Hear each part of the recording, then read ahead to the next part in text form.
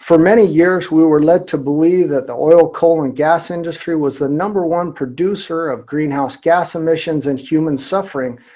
That is absolutely incorrect. Now, don't get me wrong, they're in the top 10, but they are not among the very top. They are in the bottom half of that top 10. The #1 is agriculture, seafood, food, and beverages.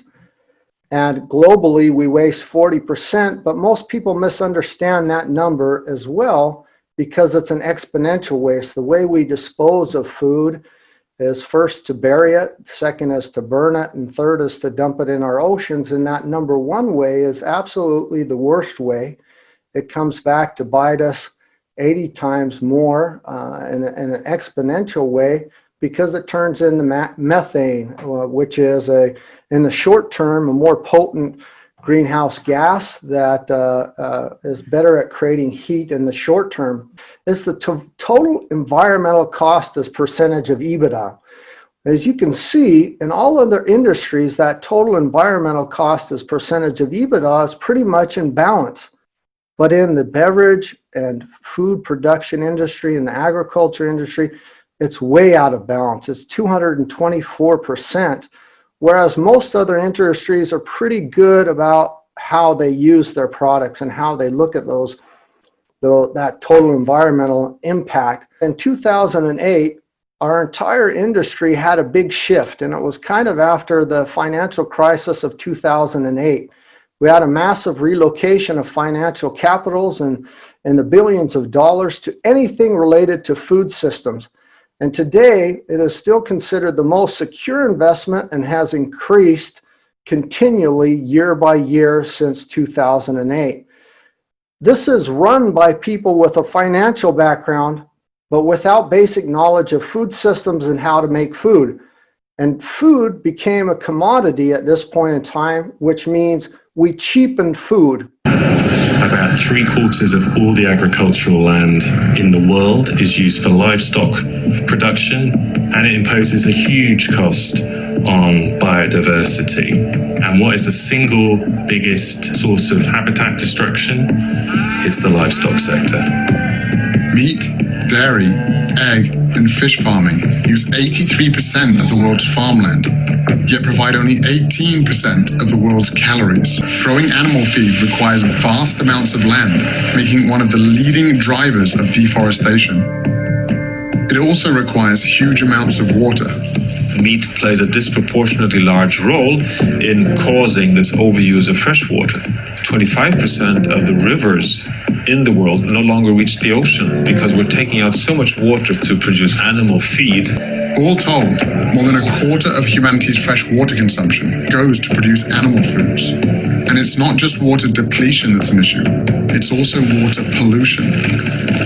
In the United States, for example, farm animals produce nearly 50 times more waste per year than its entire human population, including rivers, lakes, and groundwater all across the country. That data is a little bit outdated. The numbers are much worse today. All 17 Sustainable Development Goals are all tied to agriculture, seafood, food, and beverages. Vegans have the lowest level of total cholesterol. A group of very health conscious individuals, it's a religious group called Adventists, Seventh-day Adventists lived. And what was really powerful or interesting to study them is because they don't really have any of the other confounding factors, lifestyle factors such as smoking or drinking. Most of them don't smoke, they don't drink, and they eat a wide variety of diets. So they posed a unique population to be able to study how their diet potentially affected their longevity or was linked to their longevity. Again, looking at comparing vegans, vegetarians, semi-vegetarians, and meat eaters, vegans have the lowest risk of developing hypertension or having hypertension. I wanted to show this slide because it helped to kind of encompass all of the powerful results from the Adventist health study that I'm presenting here. So if you look again to the left of that, they're comparing vegetarians, semi-vegetarians, and non-vegetarians, and found that those who were vegetarian had the lowest levels of cholesterol. Their glucoses were the most improved. Their blood pressures were the best controlled. And they were also, again, the ones with the most optimal BMIs. Now, what about cancer?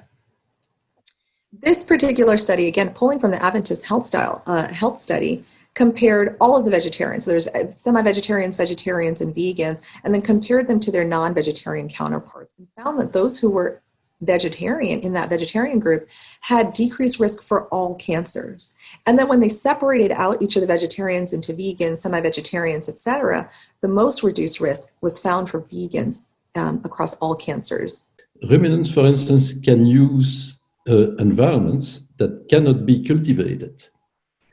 And there are huge surfaces in the world, about 70%, so between 2/3 and 3/4 of the world agricultural land that cannot be cultivated because the soils are too sensitive to erosion, the climate is too dry or too cold, or the land is too wet. And millions of human beings have only or mainly livestock to survive. It's the case in the north in Siberia, in Central Asia, in Australia, in Argentina, for instance. So if you want to get rid of 70% of the world agricultural land, it's a very bad step for feeding an increasing population. Ruminant production maintains permanent grassland, which compared to annual crops increase soil fertility, maintains an enormous biodiversity of soil organisms, protects soils much better against erosion than annual cropping, and captures more water of better chemical quality. There are also breeding and breeding. There are no distinction is made usually in the media between the effects of different forms of animal breedings. And there are many types, but two main types can be distinguished. Whose effect on climate, biodiversity, and the environment in general differ fundamentally. It's industrial and agroecological livestock farming.